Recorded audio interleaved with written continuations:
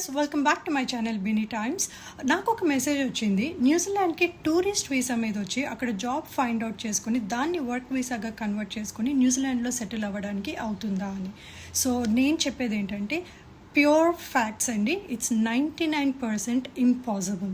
ఎందుకలా అంటున్నాను అంటే, ఫస్ట్ పాయింట్, న్యూజిలాండ్లో మీకు ఎవరైనా జాబ్ ఇవ్వాలి అనుకుంటే ఒక ఎంప్లాయర్ ఫస్ట్ చెక్ చేసేది మీకు వర్క్ రైట్స్ ఉన్నాయా లేదా అని. అంటే మీకు ఎయిదర్ 1 year నుంచి 3 years వరకు వర్క్ వీసా ఉంటేనే మీకు జాబ్ ఆఫర్ చేసే అవకాశం ఉంటుంది. అండ్ సెకండ్ పాయింట్, న్యూజిలాండ్లో మీకు వేరే కంట్రీ ఎక్స్పీరియన్స్ కన్సిడర్ చేయరు. అంటే మాకు ఇండియాలో 5 years ఎక్స్పీరియన్స్ ఉంది, లాజిస్టిక్స్లో ఇన్ని ఎక్స్పీరియన్స్ ఉంది, ఈ ఐటీలో ఇంత చేశాను అంటే అది వాళ్ళు కన్సిడర్ చేయరు.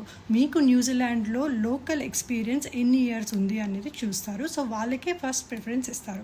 And third point, you have to be very cautious. ఒకవేళ మీరు న్యూజిలాండ్కి టూరిస్ట్ వీసా మీద వచ్చి జాబ్ ఫైండ్ అవుట్ చేస్తున్నారు అని ఇమిగ్రేషన్కి తెలిస్తే వాళ్ళు మీకు చాలా పెద్ద ఫైన్ వేయడమే కాకుండా చాలా స్ట్రిక్ట్ యాక్షన్ ప్లాన్స్ తీసుకుంటారు.